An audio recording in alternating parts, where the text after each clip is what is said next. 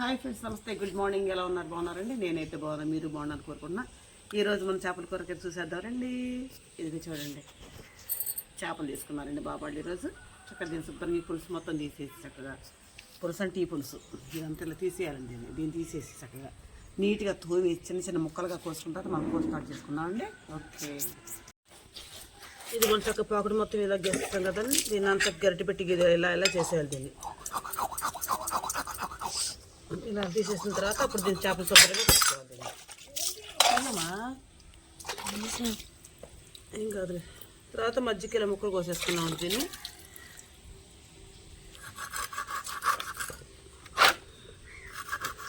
కొద్ది కష్టమైన పనేనండి, కాకపోతే నాకు అలవాటైన పని. తల బాగు చేసి పళ్ళు తీయటం అంటే చాలా కొంచెం ఇబ్బందికరమైన పని ఇది. ఈ వేస్ట్ మొత్తం ఈ విధంగా తీసేసేయాలి. దీన్ని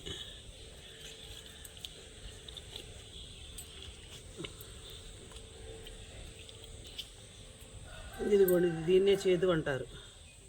మా నాన్నగారు చెప్పేవారండి నాకు. ఇదిగోండి చేదు.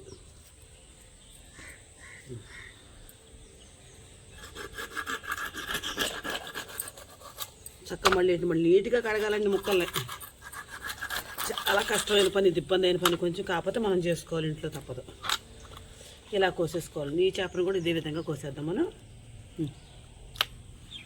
చక్కగా ఈ విధంగా ముక్కలు కోసేస్తాను మొత్తాన్ని. చక్కగా ఇట్లా మళ్ళీ మంచిగా కడుక్కున్న తర్వాత మళ్ళీ ఉప్పు వేసుకొని కడకాలండి. ఉప్పు వేసి కడితే నీసు వాసన ఉండదండి. ఇట్లా కడుక్కోవాలి మొత్తం చేప ముక్కలను. చూసి ఎంత బాగున్నాయి. వాళ్ళు చాలా రోజులు అవుతుంది చేపల కూర చేసుకోక మేము. చక్కగా ఈ విధంగా బాగు చేస్తాను. ఇప్పుడు వీటిని చక్కగా ప్లేట్లో తీసేసుకొని గల్లు ఉప్పు వేసుకున్న తర్వాత అప్పుడు మనం నీట్గా కడిగిన తర్వాత కర్రీ చేసుకున్నామండి. ఉల్లిపాయ ముక్కలు, పచ్చిమిరకాయ ముక్కలు, ఎల్లిపాయ ముక్కలు, అల్లం ముక్కలు చక్కగా ఇవన్నీ చిన్నగా చిన్న చిన్న ముక్కలుగా కోసేసుకొని కాస్తంత కరివేపాకు ఈ మొత్తంగా చక్కగా జార్లు వేసేసుకొని మనం చక్కగా మెత్త గుజ్జుగా పట్టేసుకున్నామండి. పట్టేస్తే చేపల కూర ముక్కలకి మనం అప్లై చేసుకుని చాలా బాగుంటుందండి కర్రీ. ఇది మొత్తం ఇప్పుడు ఫస్ట్గా మనం మిక్సీలో వేసేసుకొని పట్టేసుకుందాం, జార్లు వేసేసుకొని. ఉల్లిపాయలు చక్కగా నీట్గా కడిగేసుకొని ముక్కలు కోసేసానండి. పచ్చిమిరకాయలు, వెల్లిపాయలు, అల్లం కూడా చక్కగా నీట్గా బాగు చేశానండి. మొత్తంగా ఒక ప్లేట్లో తీసుకుని ఈ మొత్తంగా మళ్ళీ జార్లో వేసేసుకున్న తర్వాత మనం మిక్సీ పట్టేసుకొని కూరకు అప్లై చేసుకుందామండి. ఇదిగోండి చేపలు చక్కగా రెడీ చేసుకున్నాను కదండి. ఫస్ట్గా నూనె వేస్తున్నాను. ఇదిగోండి, ఓకేనండి. దీనికి కావాల్సినవి అండి, ఇదిగో చూడండి, చింతపండు నానబెట్టుకున్నానండి. ఇదిగోండి పసుపు, కారం, ఊరగాయ కారం ఊట, అల్లం వెల్లుల్లి పచ్చిమిరకాయలు ఉల్లిపాయలు పేస్టు, ఇది చింతపండు డబ్బా నానేసిన డబ్బా అండి. ఫస్ట్గా ఏం వేస్తానంటే అల్లం వెల్లుల్లి పేస్ట్ వేసేసుకున్నామండి. చక్క ఎంత మంచిగా ఎంత బాగా పెట్టాను చూడండి, గ్రేవీగా చక్కగా చూడండి, చక్క గుజ్జు గుజ్జుగా గ్రేవీ. అక్కడ నెల్లిపాయ కానీ అల్లం గ్రేవీలు అక్కడ మెత్తగా చక్కగా పెట్టాయి. ఇంకోటి ఏంటంటేనండి, ఈరోజు పొయ్యి మీద చేస్తానండి, కట్టెల పొయ్యి మీద. ఇదిగోండి కారం, 2 చెంచాలు కారం వేస్తానంటే అండి ఊరగాయ ఊట వేద్దాం, బాగుంటుంది.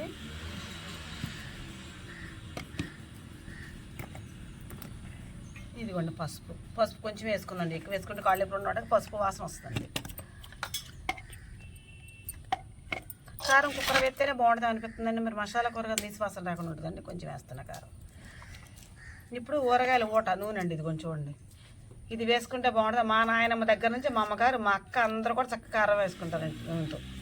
ఇలా వేసుకుంటే కూర టేస్టీగా చాలా బాగుంటుందండి. ఇప్పుడు మనం గల్లుప్పు వేసుకుందామండి, సాల్ట్ కాకుండా గల్లుప్పు వేసుకుందాం. ఎందుకంటే చింతపండు పులుసు పోతాం కాబట్టి గల్లుప్పు వేసుకుందాం.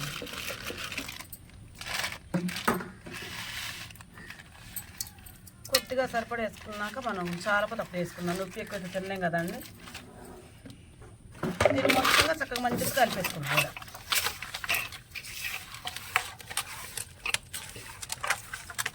ఇంకా నేను ఇట్లా కడిగి ఇట్లా కలిపి పెట్టేస్తా కదండి. మా అమ్మ వాళ్ళు అవుతారండి కలిపి అట్ట 1/2 గంట సేపు మా అమ్మగారు అట్లా ఉంచుతారండి.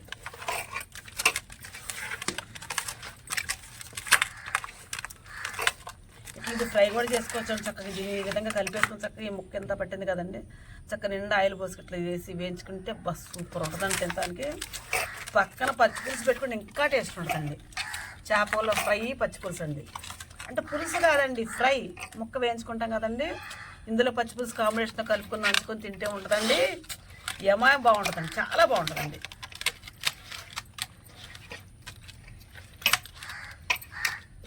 ఇప్పుడు మనం ఏంటో చింతపండు పిసికేసి చక్కగా పులుసు పోసుకోవాలి.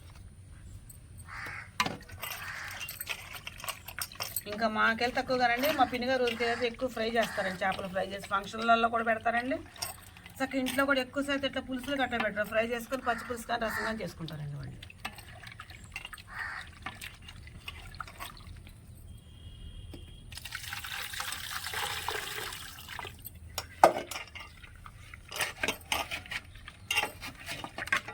చింతపండు చూసారా ఎంత బాగుందో, కొత్త చింతపండులాగా ఉంది. మా అమ్మగారు చేసి పంపించారు. మళ్ళీ అందరిది చింతపండు నల్లగా ఉంటుంది, మా అమ్మగారు చూడండి ఎంత బాగా చేయించింది. మా నాన్నగారు చక్కగా చెక్క కొట్టి పంపించారండి మొన్న.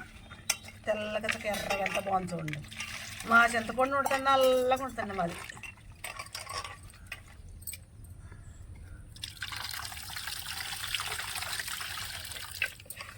కొంచెంగా పోతండి ముక్క కూడా కదా, కొంచెం పిసికిపోతుంది. నానలేదు నాన్న సరిగ్గా. ఇంకా అది కండకలపండు కాబట్టి అది మన చెట్టుది అయితే గుజ్జు తొందరగా అయిపోతుంది, పలుసగా ఉండదు. తొక్క పులుసు తొందరగా వచ్చేస్తాయి. కండపండు కాబట్టి ఇది గట్టిగా ఉంది. కాదు పావుగంట ముందు నానబెట్టుకోవాలి. పొద్దున కూడా కంగారు కదండి, వర్షం పడింది కొంచెం పొద్దున్న, కంగారు అయిపోయింది.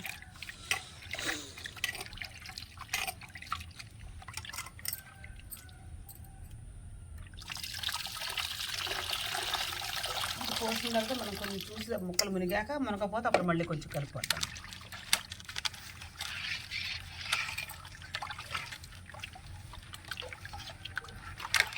కొంచెం పోతేనే బాగుంటుంది అనుకుంటా.